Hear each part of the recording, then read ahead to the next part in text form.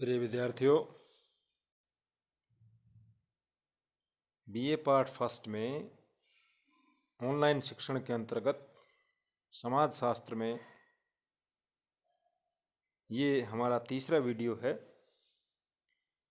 First unit में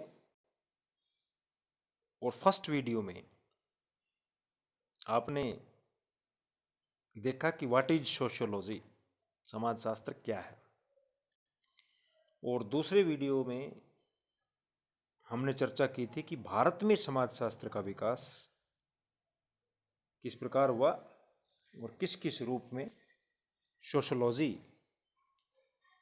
भारतवर्ष के विभिन्न विश्वविद्यालयों में कब कब उसका अध्ययन शुरू हुआ या सोशियोलॉजी की पढ़ाई प्रारंभ हुई, कह सकते हैं।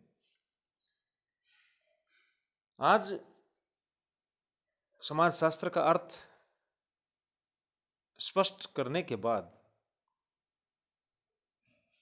देखते हैं समाज शास्त्र का विषय क्षेत्र क्या है। विषय क्षेत्र क्या होता है कि कोई भी विषय कहां तक फैला हुआ है, स्कोप ऑफ सोशियोलॉजी। आप लोगों ने विद्यालय स्तर के ऊपर 11वीं 12वीं कक्षा के अंदर मैं समझता हूं कि बहुत कम लोगों ने या रेयर केस में या हो सकता है किसी ने भी समाज शास्त्र का अध्ययन नहीं किया होगा। बहुत कम विद्यालय स्तर के ऊपर बहुत कम देखने को मिलता है हमारा विषय। और समाज विज्ञानों के अंदर भी समाज शास्त्र बहुत बाद का विषय है, नवीनतम विज्ञान है। तो समाज शास्त्र एक रुचिकर विषय है। और समाज शास्त्र के विषय क्षेत्र की जहाँ तक बात है, स्कोप ऑफ सोशियोलॉजी की जहाँ तक बात है, उसका फैलाव धीरे धीरे बढ़ रहा है। अध्ययन कार्य भी धीरे धीरे बढ़ रहा है। और एक शताब्दी हुई है हमारे विषय को, पिछले वीडियो में आपने देखा था। एक शताब्दी से कुछ समय ज़्यादा हुआ है। 1914 में हमने सोशियोलॉजी शुरू की थी भारतवर्ष में। तो किसी भी विषय का जो विषय क्षेत्र निर्धारित करना काफ़ी कठिन कार्य होता है। क्षेत्र का तात्पर्य यह होता है कि वह विषय कहाँ तक फैला हुआ है, या अन्य शब्दों में हम कहें तो क्षेत्र का अर्थ उन संभावित सीमाओं से होता है जिनके अंतर्गत किसी भी विषय अथवा विज्ञान का अध्ययन किया जा सकता है। संभावित सीमाएं। और समाज शास्त्र के विषय क्षेत्र के संबंध में विद्वानों के मतों को प्रमुख रूप से दो भागों में अपन बांटेंगे। पहला है फॉर्मल स्कूल, और हिंदी में कहें उसको स्वरूपात्मक संप्रदाय अथवा विशिष्ट संप्रदाय। जैसा कि नाम से स्पष्ट है, स्वरूपात्मक, इसका एक निश्चित स्वरूप होता है। समाज शास्त्र का एक निश्चित स्वरूप होता है। ऐसा मानने वाले विद्वान इसको इस स्कूल में या इस संप्रदाय के अंतर्गत रखते हैं। इसका एक नाम विशिष्ट संप्रदाय भी है। विशिष्ट इसलिए कि इस विचारधारा को मानने वाले समाज वैज्ञानिक जो हैं वो समाज शास्त्र को एक स्पेशल विज्ञान मानते हैं, विशिष्ट विज्ञान मानते हैं। इस संप्रदाय के प्रवर्तक जर्मन के समाजशास्त्री जॉर्ज सिमेल हैं।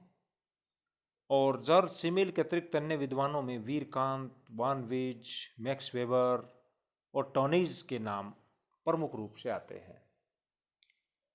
इस संप्रदाय के विद्वानों की मान्यता है कि अन्य विज्ञानों जैसे राजनीति विज्ञान, भूगोल, अर्थशास्त्र, इतिहास, भौतिक शास्त्र, रसायन शास्त्र आदि के समान समाज शास्त्र भी एक विशेष प्रकार का विज्ञान है, एक स्वतंत्र विज्ञान है। सिमेल कहते हैं समाज शास्त्र सामाजिक संबंधों के स्वरूपों का अध्ययन करने वाला विज्ञान है। मैक्स वेबर कहते हैं समाज शास्त्र सामाजिक क्रियाओं का अध्ययन करने वाला विज्ञान है। वीरकांत कहते हैं कि समाज शास्त्र को एक विशिष्ट विज्ञान के रूप में मानसिक संबंधों के स्वरूपों का अध्ययन करना चाहिए। तो समाज शास्त्र का जो कार्य है, इन विद्वानों की जो कोटेशन मैंने आपको बताई हैं उनमें समाज शास्त्र का जो कार्य है सामाजिक व्यवहारों को समझना और उनकी व्याख्या करना है। समाजशास्त्र एक प्रकार का विशिष्ट विज्ञान है, एक जिसका स्वरूप होता है, जो कि मानवीय संबंधों के विभिन्न प्रकार के स्वरूपों का अध्ययन करता है, और यही इसका विशिष्ट क्षेत्र है। इसलिए इसको विशिष्ट विज्ञान मानते हैं, या स्वरूपात्मक, जिसका एक स्वरूप होता है, ऐसा विज्ञान मानते हैं। तो प्रथम प्रकार की विचारधारा तो ये थी। अब हर विचारधारा की कुछ कमियां होती हैं। आलोचना करने वाले दूसरे पक्ष के विद्वान होते हैं, विचारक होते हैं, कि दूसरे जो विचारक हैं, जो समाजशास्त्र को एक विशिष्ट विज्ञान नहीं मानते, केवल एक सामान्य विज्ञान मानते हैं, उन विद्वानों ने इसमें कमियां निकाली और उसकी आलोचना की। तो इस संप्रदाय पर अनिश्चितता का और अस्पष्टता का आरोप है, यानी कि क्लैरिटी नहीं है, अस्पष्ट है। जैसे प्रोफेसर फीचर का ये कहना है कि इस संप्रदाय के विद्वानों को सामाजिक दार्शनिक कहना उचित होगा, क्योंकि इन्होंने समाजशास्त्र की व्यवहारिक प्रकृति को समझने का प्रयास नहीं किया है। सामाजिक संबंधों के स्वरूप और अंतर्वस्तु को एक दूसरे से पृथक करना संभव नहीं है। स्वरूप और अंतर्वस्तु क्या होता है भाई? अंतर्वस्तु उसकी कंटेंट, जैसे किसी भी पुस्तक से पहले आप विषय सूची देते, कंटेंट देखते हैं कि भाई इसके अंतर्गत क्या क्या कंटेंट हैं, और स्वरूप उसका फॉर्मेट, जो एक तरह से बाह्य स्वरूप, बाह्य ढांचे को प्रकट करता है। तो ये विद्वान ये कहते हैं कि स्वरूप और अंतर्वस्तु को एक दूसरे से पृथक करना संभव नहीं है, और समाजशास्त्र को एक स्वतंत्र और परिशुद्ध विज्ञान नहीं बनाया जा सकता, क्योंकि विभिन्न सोशल साइंसेज में पारस्परिक निर्भरता पाई जाती है। सभी समाज विज्ञान एक दूसरे से प्रभावित हैं, एक दूसरे में के ऊपर परस्पर निर्भर होते हैं। और इस संप्रदाय के समर्थकों के अनुसार समाजशास्त्र के अंतर्गत केवल सामाजिक संबंधों के स्वरूपों के अध्ययन पर जोर देना जो है, सामाजिक जीवन के अन्य पक्षों की अवहेलना करने के बराबर है। इन्होंने कमी क्यों निकाले? ये कौन निकालते हैं कमी? प्रोफेसर फीचर और दूसरे विद्वान, जो समाजशास्त्र को विशिष्ट विज्ञान नहीं मानते हैं, बल्कि वो स्वरूपात्मक संप्रदाय में कमी निकाल करके अपना संप्रदाय की बात कहते हैं।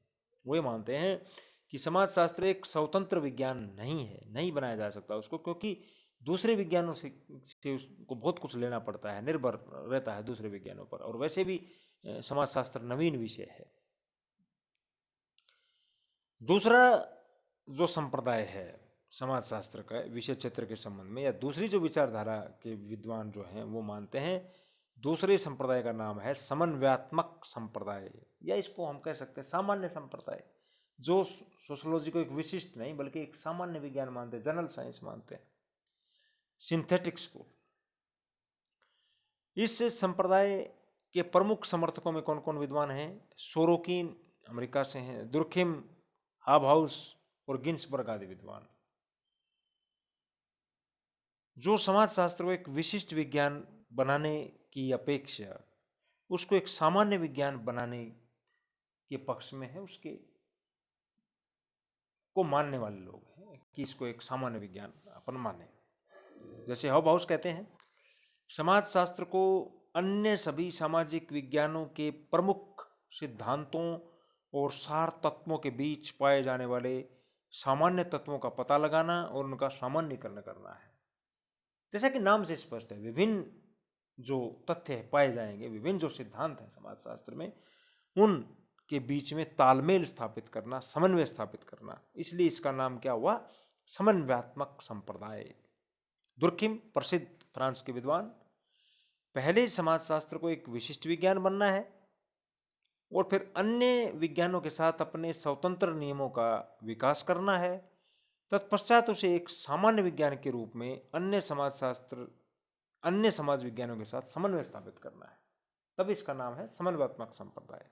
ये पहले विशिष्ट बनो, कोई आपत्ति नहीं है, पहले समाजशास्त्र एक स्वतंत्र रूप से कुछ अपने सिद्धांत बनाए, फिर दूसरे समाज विज्ञानों के साथ, राजनीति विज्ञान, इतिहास आदि जो दूसरी सोशल साइंसेज हैं, उनके साथ समन्वय स्थापित करना है और सामाजिक तथ्यों के अध्ययन पर जोर देना है, जिसमें सामूहिक प्रतिनिधित्व होता हो, सामूहिक प्रतिनिधान, जो सिद्धांत दूसरे सोशल साइंसेज में भी हों और हमारे सोशोलॉजी में भी हों, तो आपस में तालमेल स्थापित करना है, समन्वय स्थापित करना है।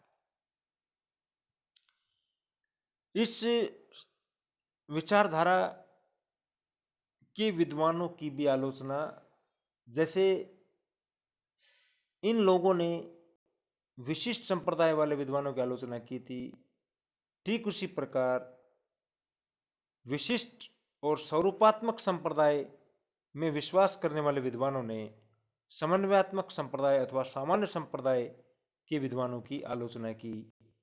दूसरे शब्दों में इसमें कमियां निकाली।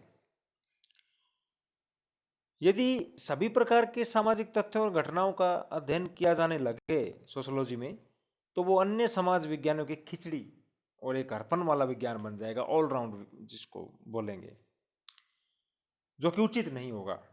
और यदि एक सामान्य विज्ञान रहेगा तो इसका अपना कोई स्वतंत्र क्षेत्र नहीं होगा और न ही निश्चित पद्धति विकसित हो पाएगी। तो एक तरह से ये जो है, उन्होंने कहा कि इसको एक सामान्य विज्ञान ही बने देना रहना चाहिए, इसको विशिष्टता की तरफ ज़्यादा ध्यान नहीं देना चाहिए। अब दोनों पक्ष हमने जान लिए हैं। समाजशास्त्र के संबंध में स्वरूपात्मक संप्रदाय को भी आपने समझ लिया और सामान्य अथवा समन्वयात्मक संप्रदाय की भी चर्चा आपने कर ली। तो दोनों का मिश्रित रूप है समाजशास्त्र। एक निष्कर्ष रूप में संक्षेप में हम क्या कहेंगे कि समाजशास्त्र एक विशेष और सामान्य दोनों ही प्रकार का विज्ञान है। समाजशास्त्र में ऐसे विशिष्ट विज्ञान शामिल हैं जिनके द्वारा सामाजिक जीवन के विभिन्न अंगों का अध्ययन किया जाता है। साथ ही समाजशास्त्र स्वयं भी एक विशिष्ट विज्ञान है जिसका लक्ष्य सामान्य संबंधों की सामान्य प्रकृति का पता लगाना होता है। तो हम इसको सीमाओं में न बांधें कि इसके अंदर तो केवल विशिष्ट विज्ञान की तरह ही तथ्यों का, चीज़ों का अध्ययन किया जाएगा, या दूसरी तरफ इसके अंदर केवल सामान्य तथ्यों चीज़ों का अध्ययन किया जाएगा। तो एक तरह से निष्कर्ष अगर निकाला जाए तो समाजशास्त्र का जो विषय क्षेत्र है वो दोनों ही प्रकार का है प्रकृति में। इस संबंध में रॉबर्ट बिरस्टीड के विचार बड़े अच्छे हैं। रॉबर्ट बिरस्टीड ने निष्कर्ष रूप में अपने कुछ पॉइंट्स दिए हैं समाजशास्त्र के विषय क्षेत्र को लेकर के। वो पॉइंट्स क्या क्या हैं, इससे आपको बिल्कुल स्पष्ट हो जाएगा कि समाजशास्त्र किस प्रकार का विज्ञान है और समाजशास्त्र का जो विषय क्षेत्र है वो किस सीमा तक, कहाँ तक उसका फैलाव है। नंबर 1 जो पॉइंट बताया बिरस्टीड ने, समाजशास्त्र एक सामाजिक विज्ञान है न कि प्राकृतिक। हम उसको भौतिक, रसायन शास्त्र और जीव शास्त्र की तरह, खगोल शास्त्र की तरह, गणित शास्त्र की तरह प्राकृतिक मानने की भूल न करें। पहला निष्कर्ष तो ये है कि समाजशास्त्र एक सामाजिक विज्ञान है न कि प्राकृतिक। Sociology social science, not natural science. दूसरा, समाजशास्त्र वास्तविकता का अध्ययन करने वाला विज्ञान है न कि आदर्शात्मक। जो वास्तविक जो घटनाएं समाज में होती हैं, वास्तविक घटनाएं जो समाज में घटित होती हैं, उनका एज इट इज विश्लेषण करने वाला विज्ञान है समाजशास्त्र। आदर्शात्मक बातें न करें, केवल वास्तविक घटनाओं का लेखा जोखा प्रस्तुत करना। तीसरा पॉइंट बिरस्टीड बताते हैं, समाजशास्त्र एक विशुद्ध विज्ञान है न कि व्यवहारिक।